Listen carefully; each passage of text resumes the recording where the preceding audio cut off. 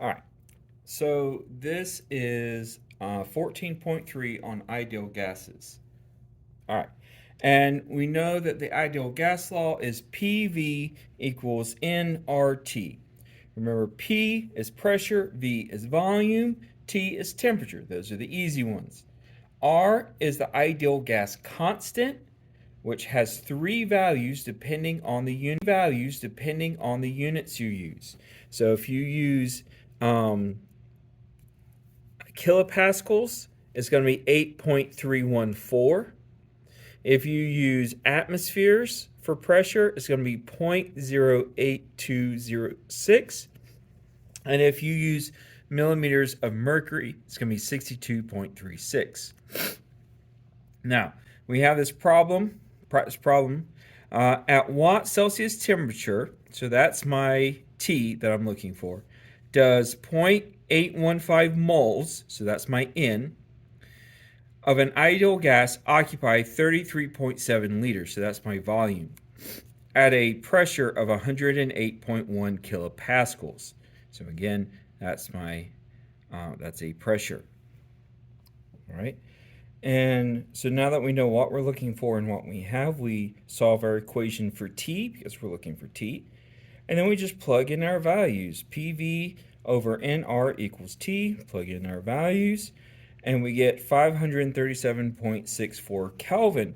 But the question says Celsius temperature, so our answer has to be in Celsius.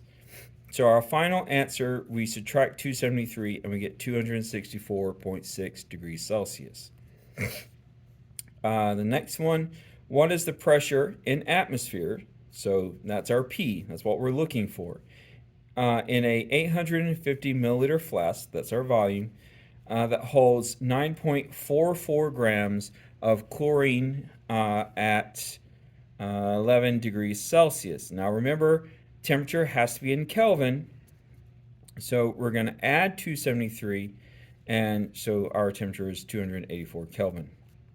Again, we're looking for pressure, so we're going to solve for P, and we get that P equals nRT over V. Plug in our values straight from the thing. The only thing we had to change, we had to change two things. We got to change degrees Celsius to Kelvin, and we got to change milliliters to liters. Okay, the preferred way of doing the ideal gas law is with liters. Okay, and temperature has to be in Kelvin for it to work right. I guess it doesn't have to be in liters, but that is the traditional way of doing it. So you should change milliliters to liters. And we work through that and we get 3.56 atmospheres. All right. Now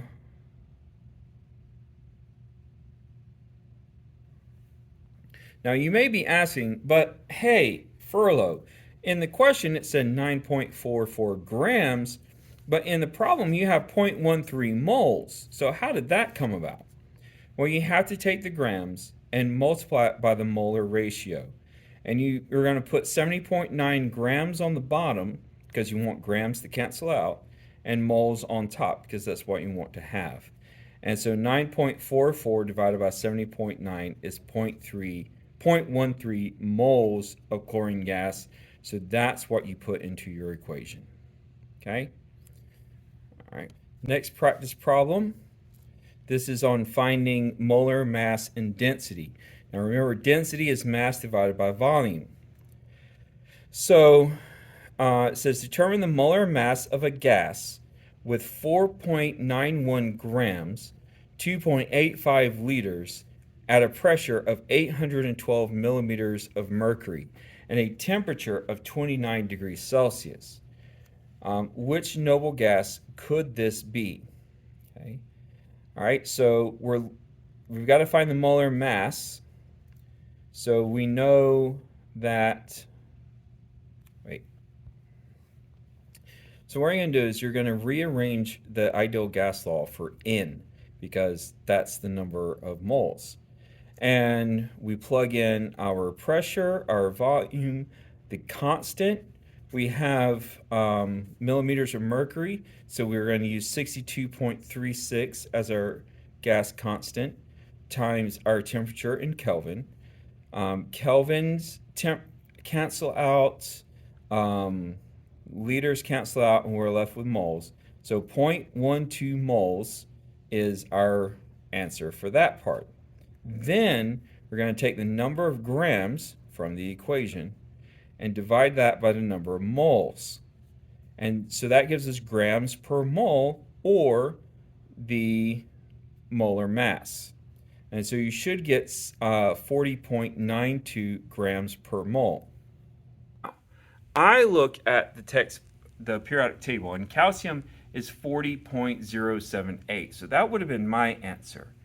Now, the answer key actually said that the answer was argon, because it's 39.948, which would round to 40. So I guess you would either have calcium or argon as your answer, but I'm more interested in the math. All right, so this last question in 14.3. A solid copper 2 oxide decomposes to produce copper and oxygen gas. 168 liters of oxygen gas is collected at 38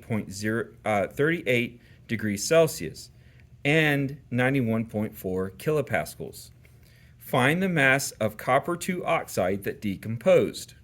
All right, so first of all, we write the balanced equation, okay? And we know that copper, in this case, is a 2 plus because it says copper 2. We know that oxygen is 2 minus because it's in group 16. 2 plus and 2 minus cancel out, so CuO is the correct formula. And we know that it decomposes into copper metal and oxygen gas.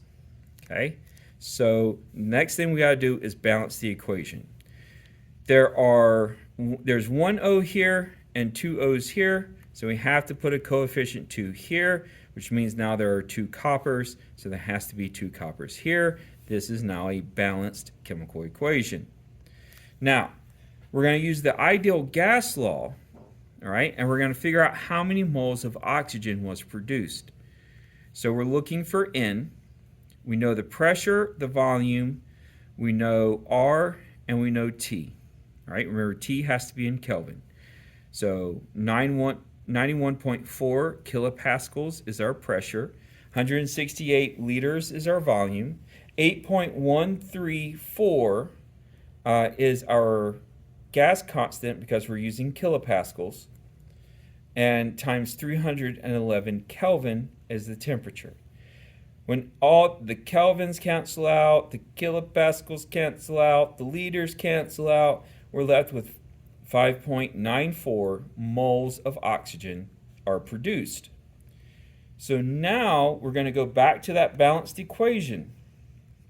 And for every 1 mole of O2, we had to have had 2 moles of CuO, copper 2 oxide.